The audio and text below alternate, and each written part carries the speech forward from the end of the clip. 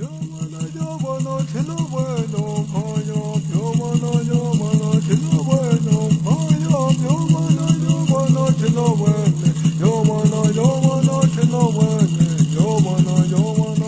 is some of the music of Eric Daniels. It's from a CD he recorded called Peyote Healing Songs. Eric Daniels was killed in a police shooting over the weekend in Winnipeg near the corner of Arlington and Sargent. Now, police say that the 28-year-old Daniels refused their demands to put down a machete.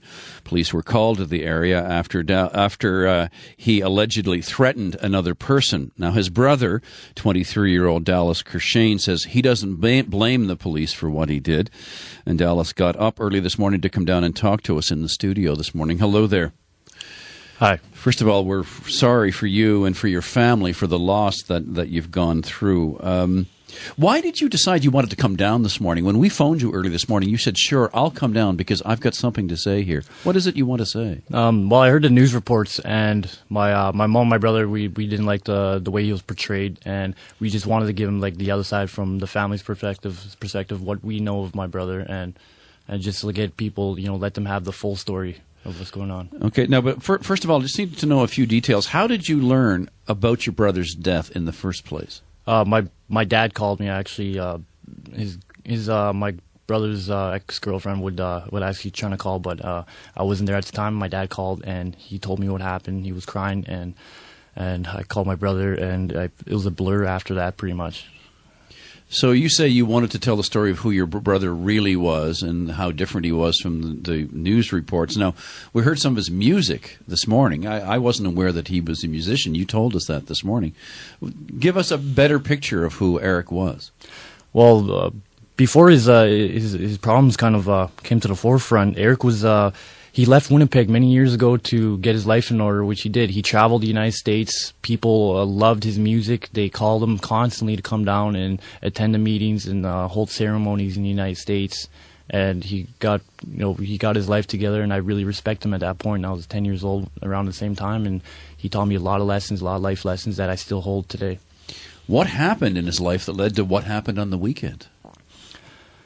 Well, he was in a lot of pain. I don't remember him as someone who was in so much pain, but I know that there's a lot of issues that he had to deal with from his past. What do you mean? His childhood. Like, I guess he felt very unwanted. His real dad, him and my mom and his dad broke up, and that's when I guess he was raised by another man, by my dad, and he just felt very, very left out. My dad, from what I heard, was abusive towards him.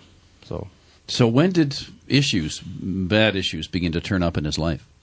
Well, when he was a kid, when he was in the city, he fell in with the wrong crowd, and my mom. What's that mean? The wrong crowd? With gangs and that kind, and my mom seen that and didn't want him to go down that lifestyle, so she took him, moved out to reserve, and that's when he got started on his other life, which was having Native American ceremony.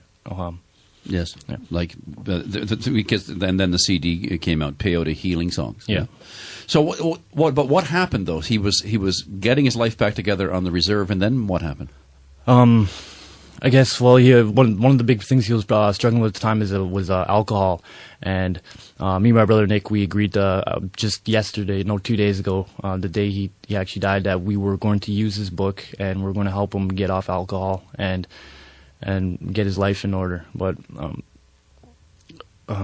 he was drinking that day, and he went with his girlfriend to a party, and I guess he got a little too drunk, and someone tried to fight him, and they left. They kept egging him on, but my brother Eric just kept walking away. That's what his girlfriend told me, that he walked away. He had the machete. He didn't go over there and beat them up or anything. He took his anger out on the telephone pole because he knew better. Even though he was drunk, he knew he had enough sense not to go back and attack him, even though they were egging him on for blocks. This machete, why was he carrying it?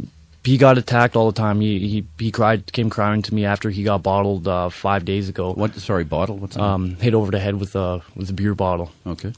And he asked me, he said, Dallas, why do people fight me? How come everyone hates me? Why are they trying to fight me, Dallas? I want you to help me with this. Did people have a reason to fight him? No. that's the thing is, what I believe is that the environments that he put himself in, the environments he engaged in, kind of led to these influences that are around him, and those were what we were trying to get him away from. So he was carrying this machete. Why? Protection, because protection from everyone that tried to find him. I mean, he just got balled. He always gets fought. People always try to fight him. Now, did he spend some time in penitentiary, in jail? He did spend some time in jail, yes. And was he involved with gangs? There was some suggestion that he was. Yeah, he was. He wasn't a gang, but to say that he was involved, as in going out and committing crimes, no, he did not. Who do you hold responsible for his death? I would say himself, because if he made different choices, he would have a different result. And I also say myself, because I feel that I'm 100% responsible for myself and also for other people, their success as well, because they won't, as shown me, with this incident, that Eric would have not gotten his life together unless I stepped in. And that's why I say I take responsibility also for him.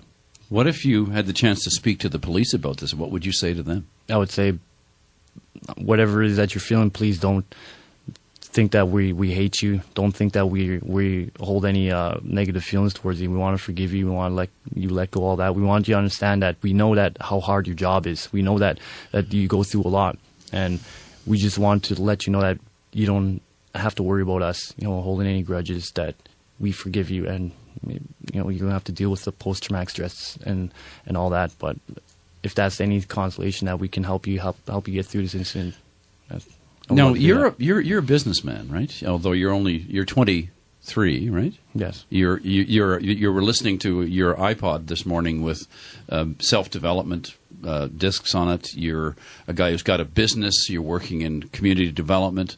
What happened in your life that made your life turn out so different from Eric's life? I found out that